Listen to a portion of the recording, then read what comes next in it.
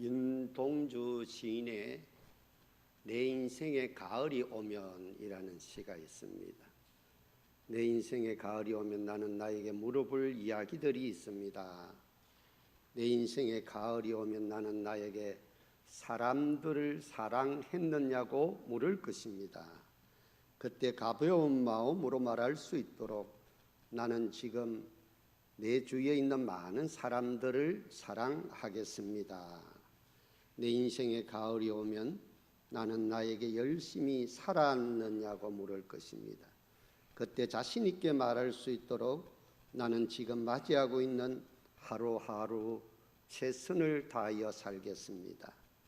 내 인생의 가을이 오면 나는 나에게 사람들에게 상처를 준 일이 없었느냐고 물을 것입니다.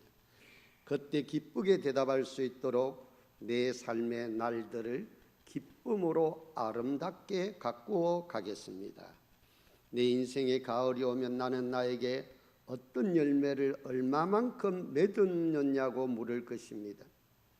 그때 자랑스럽게 말할 수 있도록 내 마음밭에 좋은 생각과 씨를 뿌려놓아 좋은 말과 좋은 행동의 열매를 부지런히 키워야겠습니다.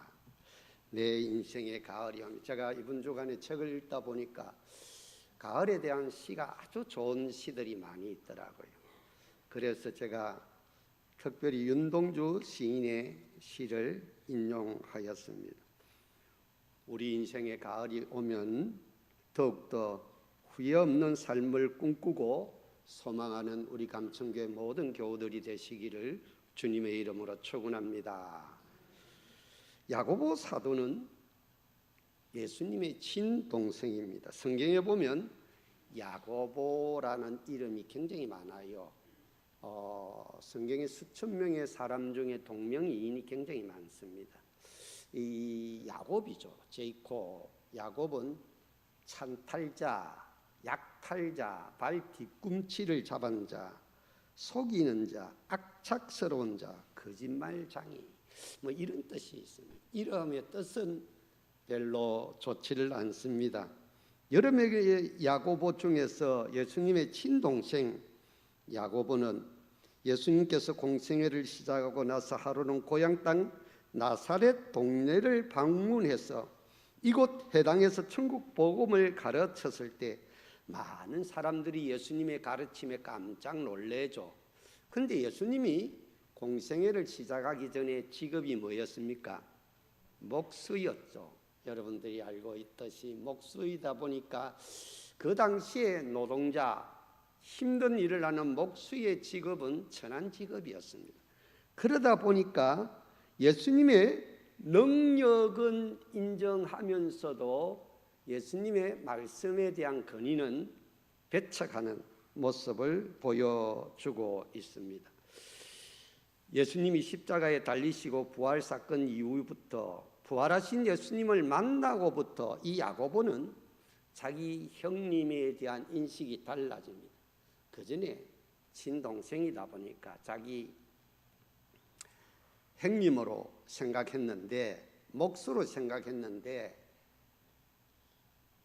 부활의 주님을, 예수님을 만나고부터 그를 메시아로, 그리스도로 믿게 되었습니다. 예수님은 부활 후에 바로 승천하시지 아니하고 이 땅에 40일 동안 계시면서 11번이나 많은 사람들에게 나타났는데, 심지어 어떤 데는 500여 무리들이 모여 있는 곳에 시간과 공간을 초월해서 부활하신 그 몸으로 예수님이 나타나셨습니다. 그러니까 성경에 보면 부활의 주님을 만난 사람들은 한결같이 새로운 사람으로 변화되는 모습을 보여주고 있습니다.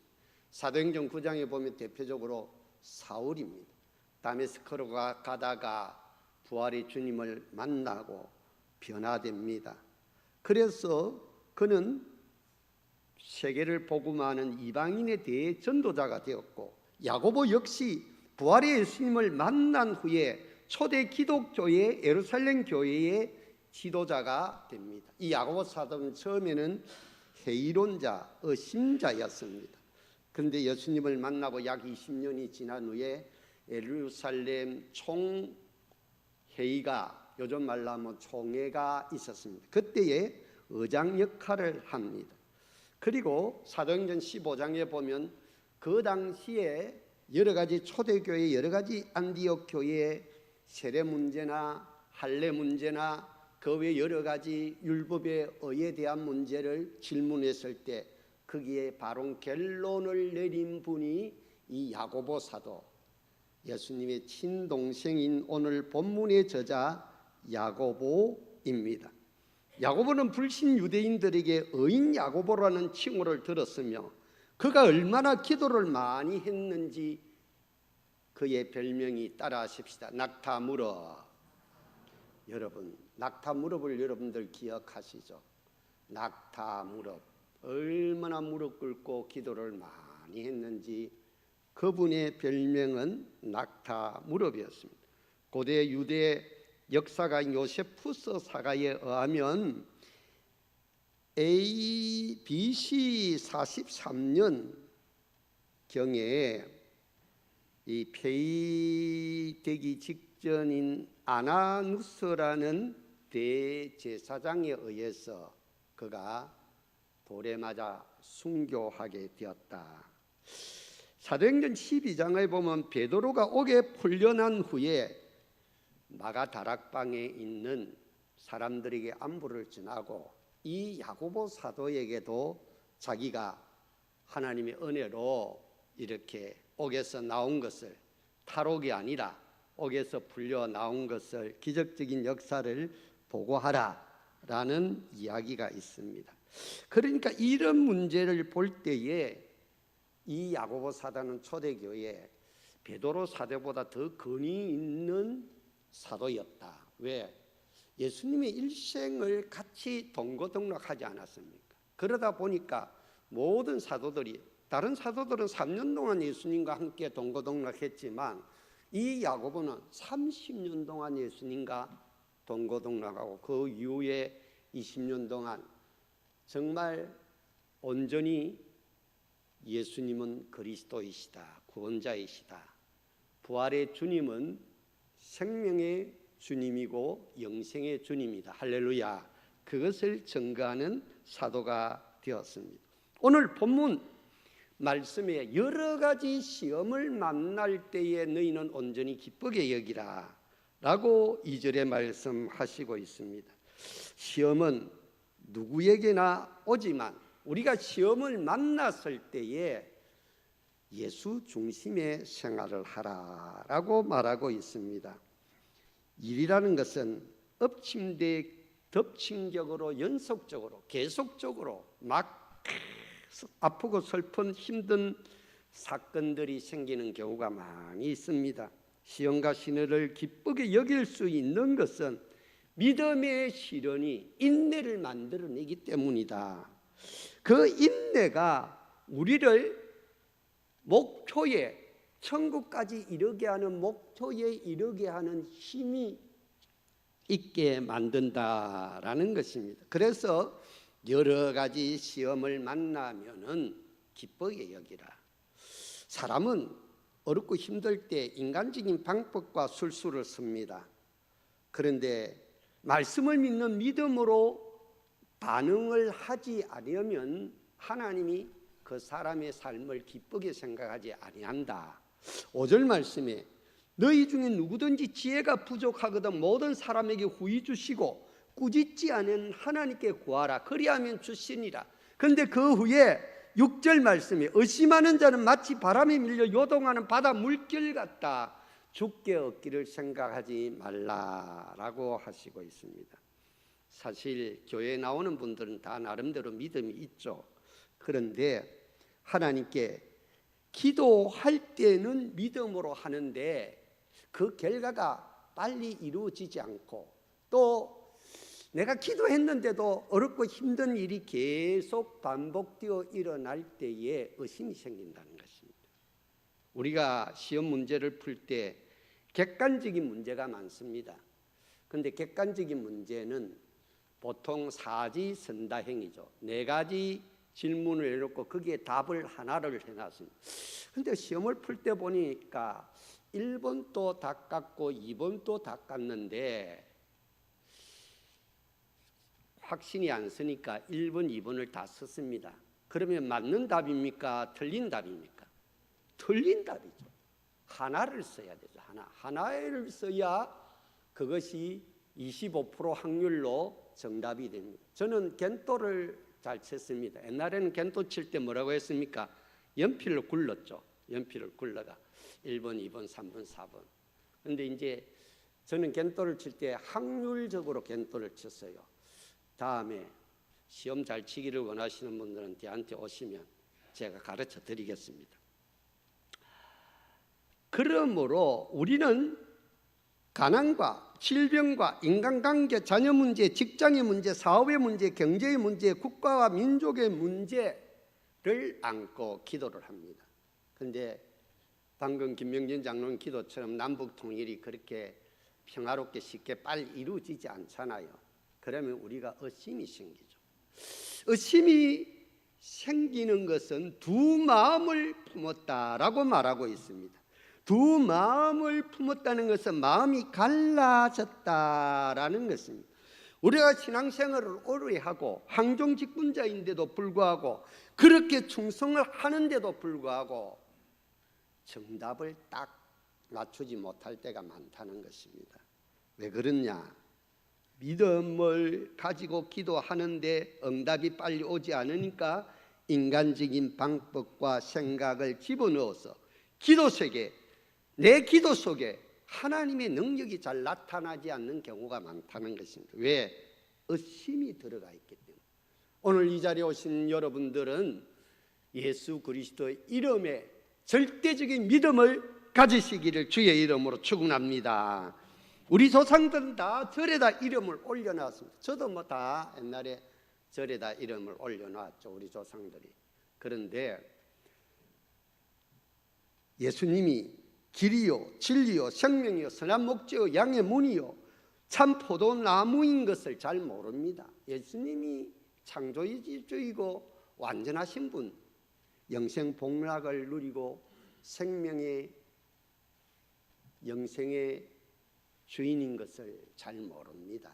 그런데 교회 와서 자꾸 말씀을 듣다 보면은 예수님에 대한 절대적인 믿음이 생깁니다. 오늘 이 자리에 오신 저와 여러분들, 예수님은 절대적인 구원자임을 믿으시기를 주의 이름으로 축원합니다. 믿음으로 시험과 시련에 반응하는 모습 속에 끈기가 생기고 영적인 근육질이 생기면 이기는 기쁨이 있습니다. 여러분들이 승리했을 때 얼마나 기쁩니까, 여러분? 세 번역에는 여러 가지 시련을 당할 때 여러분은 그것을 다시 없는 기쁨으로 여기십시오라고 번역을 했습니다. 우리에게 여러 가지 시련이 닥치는데 그것이 다시 없는 기쁨, 그 시련을 통해서, 그 문제를 통해서 축복이 오고 그 문제를 통해서 은혜가 임하는 줄로 믿으시기를 바랍니다. 그래서 기쁨을, 다시 없는 기쁨을 붙잡는다는 것은 그 시련을 기쁘게 받아들이라는 것입니다. 여러분들 속에 문제가 없는 사람이 어디 있습니까? 시험이 없는 사람이 어디 있습니까?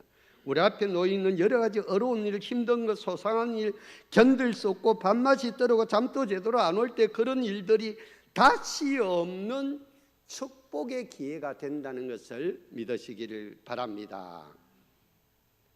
어떤 낙타가 사막을 갔습니다. 사막을 한참 걸어가고 있는데 너무 떼약볕이 뜨겁고 또 목도 마르고 또 배고픔과 갈증, 더위에 지쳐서 낙타가 견딜 수가 없었습니다. 그때에 끼어진 도자기 조각이 발에 밟혔습니다. 낙타가 신경질이 났습니다. 발로 그 도자기 조각을 또 차버렸습니다. 그런데 도자기 조각이 날카롭다 보니까 발에 크고 깊은 상처가 생겼습니다. 상처 사이로 흘러나오는 피가 주변 모래를 모두 빨갛게 물들였습니다. 낙타는 온 힘을 다해서 그 상처 가운데서도 피를 흘리면서 계속 걸었습니다. 피가 멈추지 않아 힘이 빠졌습니다. 피 비린내를 맡고 날아온 독수리는 하늘 위를 크게 돌면서 낙타가 죽기만을 기다렸습니다.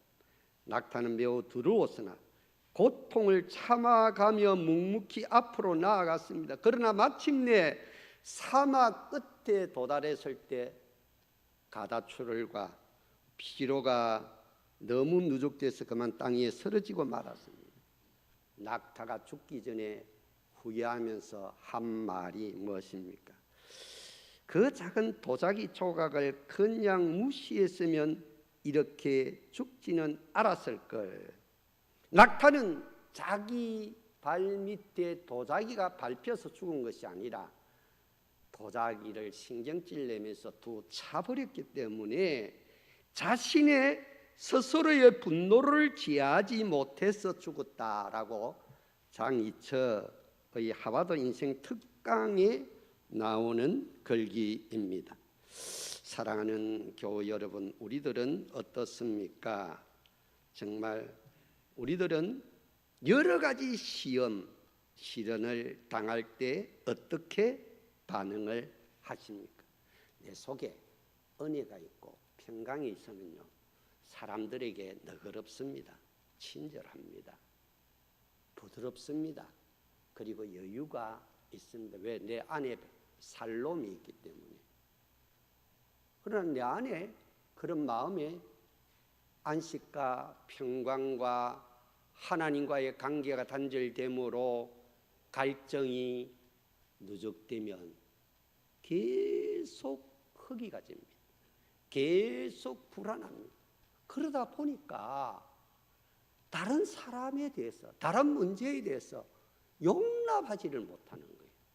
그러다 보니까 발로 두 차다 보니까 그 분노 때문에, 그 성질 때문에 자기가 오히려 더 큰 상처를 받아서 결국 자기의 그 인내하지 못하는 그 마음 때문에 결국 자기 스스로 망하고 만다. 그래서 시험을 당할 때에 기쁘게 여기라는 것입니다. 그것이 시험을 이기는 자는 성숙을 만들어내기 때문이다라고 말하고 있습니다.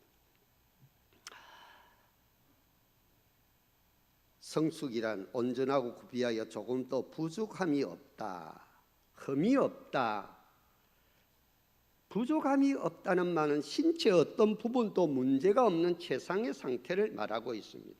우리 교우들은 아프신 분들이 많습니다. 오늘 김혜석 씨도 서울 가서 치료받고 왔습니다. 그 외에도 뭐 아프신 분들이 많이 오셨습니다. 감사합니다. 참 제가 매일 기도를 합니다. 아프신 분들 위해서 기도를 하는데 그래도 그렇게 빨리 낫지를 않습니다. 머리끝부터 발끝까지 안과 밖에 어떤 것도 불편한 것이 없고 문제점도 없고 장애도 없고 신체 어느 부분을 봐도 아무런 문제가 없는 그런 상태, 구비되어 있는 상태를 온전한 상태라고 하는데 우리 교우들은 정말 어렵고 힘든 분들이 많습니다. 그런데 우리가 정말 중요한 것은 시험이 있을 때 한 단계 성숙된다는 것입니다. 시험을 통과하면 합격의 기쁨, 그런 것을 느끼게 됩니다. 우리 자식들이 다 시험을 치지 않습니까? 저도 뭐 시험을 학교 다닐 때 쳤어. 저도 뭐 농사도 많이 짓고 또 뭐 대학교 다닐 때는 알바도 하고 일하다 보니까 굉장히 바빴어요. 그럼에도 시험 때는 도서관에 가서 그때는 집중적으로 공부를 했습니다. 그러다 보니까 하나님의 은혜로 2등에서 8등 정도, 1등은 해본 적이 없어요, 제 기억에. 근데 성적표가 지금도 있는데 보면 2등에서 8등 정도를 해서 그래도 대학 다닐 때는 3, 4학년 때 투표를 해서 반장을 계속하게 되었습니다. 하나님은 학교 시험이 없으면 학생들이 더 공부를 잘할 것 같은데 아니라는 것입니다. 시험이 없으면 공부를 더 안 한다는 것입니다. 시험이 있어야 그때라도 억지로라도 공부를 하게 되고 지혜로운 사람은 미리 공부를 더 준비를 많이 하게 된다는 것입니다. 시험도 없이 시련도 없이 그냥 재미있게 살아라. 그렇게 하면은 타락한다는 것입니다. 에덴 동산, 낙원이라는 말은 파라다이스, 부족함이 없는 곳입니다. 그런데 부족함이 없는 그곳에서 범죄가, 원죄가 일어나게 되었다. 풍족하게 부족함이 없으면 행복할 것 같습니까? 절대 그렇지 않습니다. 내 몸에 아픔이 있고 내 인생에 2% 부족이 있고 여러 가지 시련이 있을 때에 더욱더 겸손하게 되고 더욱더 주님을 의지하게 되고 더욱더 딴짓 안 하고 하나님을 붙들게 되는 줄로 믿으시기를 바랍니다. 대부분의 사람들이 문제가 없으면 자기 자신과 자기 가족과 자기 명예를 위해서 자기 것을 섬깁니다. 그러다 보니까 딴짓하게 되는 것입니다. 그래서 하나님은 이런 시험, 시련, 문제를 주심으로 말미암아 우리 속에 있는 교만, 자기만 위하는 이기주의를 떼내는 작업을 하고 있습니다. 인간적이고 세상적이고 계산적이고 욕심대로 살려고 하는 본능을 빼내는 작업을 하고 계시는 줄로 믿으시기를 바랍니다. 사랑하는 교회 여러분, 여러분들이 그렇게 안 아팠으면 십자가 앞으로 나왔겠습니까? 가정에 큰 어려움이 없었다면 예수님의 이름으로 기도했겠습니까? 그 집안과 사업에 경제적인 어려움이 없었다면 여러분들이 이 자리에 나왔겠습니까? 그 아픔 때문에, 그 고난 때문에, 그 어려움 때문에 내가 예수님을 붙들고 살아가는 이유인 줄로 믿습니다. 그래서 자녀들이 수능고사를 치르고 대학을 졸업하고 대학에서도 무수히 시험을 치죠. 그래서 직장인이 되고 사회인이 되는 것입니다. 그렇기 때문에 시험을 경험하면 더 성숙한 존재로 나아가게 된다. 성숙의 다음 단계로 넘어갈 때 엄청난 축복과 은총을 누린다는 사실입니다. 우리 프랑스 파리 올림픽에서 우리나라 선수들이 역대 최소의 선수로서 최대의 성과를 거두었습니다. 그렇게까지 그들을 얼마나 고된 피와 땀과 눈물의 훈련을 했겠습니까? 우리는 믿음의 실력을 안 만들고 자꾸 나에게 왜 축복을 안 주고 은혜를 안 주고 왜 상급을 안 주고 왜 열매 응답을 빨리 안 주느냐고 한탄만 합니다. 그런데 하나님은 그렇게 서시를 않습니다. 너의 마음가릇을 키워라. 그리고 너의 마음밭을 깨끗게 하라. 마음그릇을 깨끗게 하라.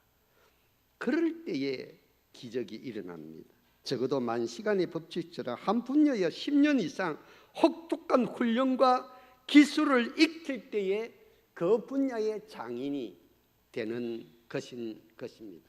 야곱이 한돗배가 부르기까지 실험하니까 이스라엘이 되었습니다. 이기는 자가 되었습니다. 요셉 다윗 13년 이상 혹독한 시련을 겪었습니다. 그래서 애굽의 총리 대신이 되고 남북 통일 왕국의 임금이 되어서 나라를 잘 다스리는 왕이 되었습니다. 하루아침에 로마 제국 건설되지 않았습니다. 나의 가장 끔찍한 환경이 만들어지지 않으면 내가 성숙해지지 않는다라는 사실입니다. 그래서 10편 119편 71편 말씀 다 같이 한번 읽어보았으면 좋겠습니다. 119편 71절 말씀, 제가 읽겠습니다. 고난당한 것이 내게 유익이라. 이로 말미암아 내가 주의 율례들을 배우게 되었나리라. 죽는 고난이 아니고 고난을 당하는 것이 나에게 유익한 고난이 될 때 말씀을 깨닫게 됩니다. 살아계신 하나님의 능력을 체험하게 됩니다. 그래서 우리들은 한란은 인내를, 인내는 연단은, 연단은 소망을 이루는 줄을 믿으라는 것입니다. 성숙의 그릇을 키우는 사람들은 정말 아픔, 그 힘든 거, 속상한 거, 무너지는 것들, 암에 걸린 사람들, 불치병에 고통당하는 사람들, 이혼을 앞두고 있는 사람들, 자식 때문에 걱정이 태산인 사람들, 뭐 사업 때문에 내일이 안 보이는 사람, 직장이 없어 방황하는 사람, 다단가에 빠져 큰 사기를 당한 사람, 별의별 사람들의 아픔이 다 있는데 그 아픔이 큰 것으로 넘어가는 사다리가 된다는 것입니다. 높은 곳으로 올라가고 더 큰 것을 얻기 위해서는 어떤 과정을 연단하는, 재련하는 과정을 거쳐야 되는데 그것이 시험이라는 것입니다.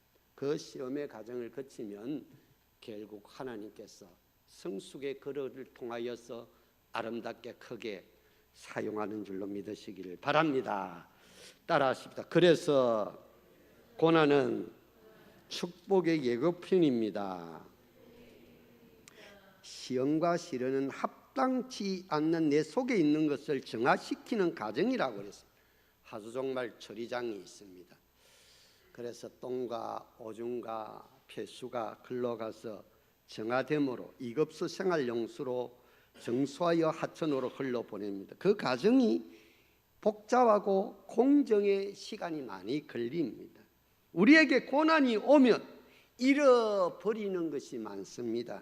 물질적으로, 건강상에, 시간적으로, 인간관계에 손해가 옵니다. 그런데 그런 것들이 빼앗긴 것이 아니라 그런 것을 빼내므로 정하여서 새로운 그릇으로, 큰 그릇으로 만들어 주시는데 하나님은 불순물을 제거하는 연단의 과정을 반드시 거친다. 그래서 고난은 축복의 예고편이다라는 것입니다. 고난이 오면 하나님께서 우리에게 은혜의 축복을 주시겠구나, 상급의 축복을 주시겠구나, 열매의 축복을 주시겠구나 하고 믿으시기를 주의 이름으로 축원합니다. 여러분들 드라마 좋아하시는 분들이 많죠. 저는 TV를 보지 않는데 드라마를 이제 예고편을 많이 하잖아요. 영화도 저는 영화를 좋아하는데 예고편을 봅니다. 그러면 예고편이 굉장히 재미가 있으면 본방이 재미가 있죠. 우리 집 사람은 드라마를 하면서 보고 재미있으면 내한테 밥상머리에서 이러쿵 저러쿵 이야기를 합니다. 그런데 제가 신문을 보니까 특별히 인기가 급상승하는 드라마는 신문에 나와요. 그러면 그런 기사를 제가 한 번씩 읽어봅니다. 그러면 우리 집 사람이 이야기하는 것을 전혀 못 알아듣지 아니하고 어느 정도 알아듣고 제가 장단을 맞춰줍니다. 우리들은 이 시간부터 죽어도 하나님 안에서 죽는다. 내가 살기는 하나님 밖에 없다. 우리가 살 길은 죄를 성소하는 길밖에 없다. 그런 가난해도 사역에 어려워도 힘쓰겠다 하는 그런 믿음을 가질 때 그 가정이 변장된 축복으로, 축복의 예고편으로 우리에게 임하는 줄로 믿습니다.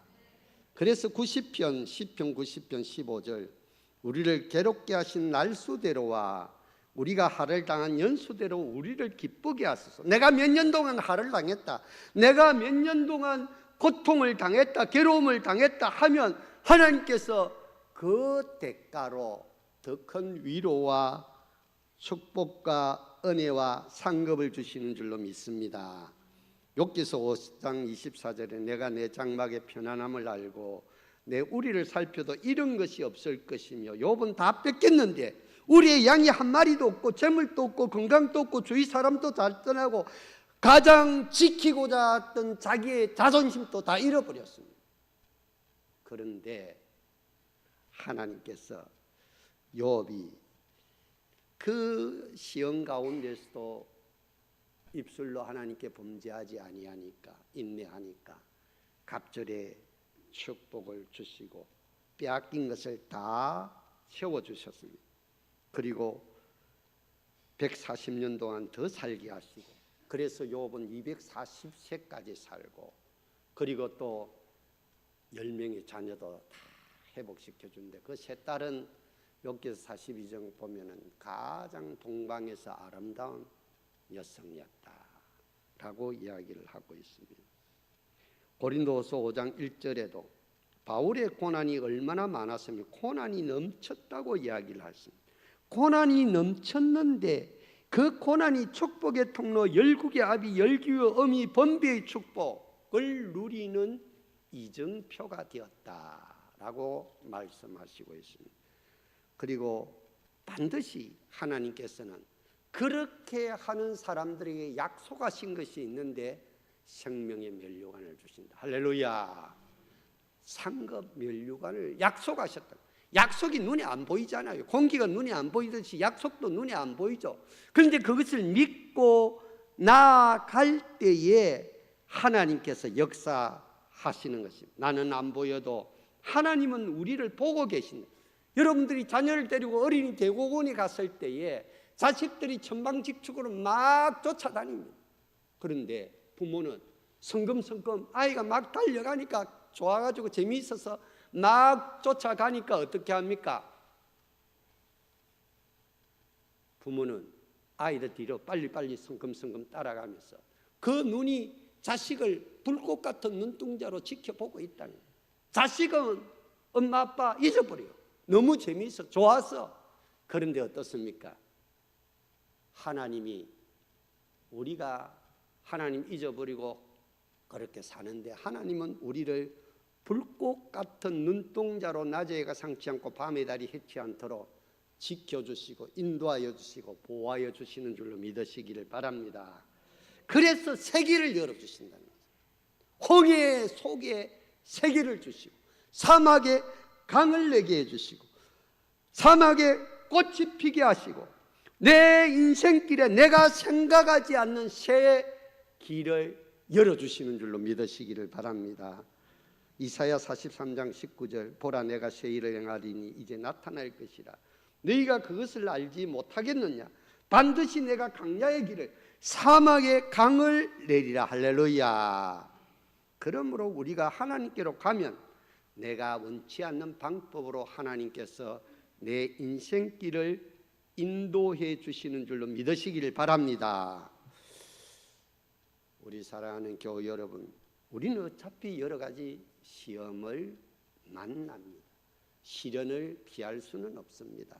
그러나 이것을 어떻게 반응하느냐에 따라서 우리 인생길이 달라집니다.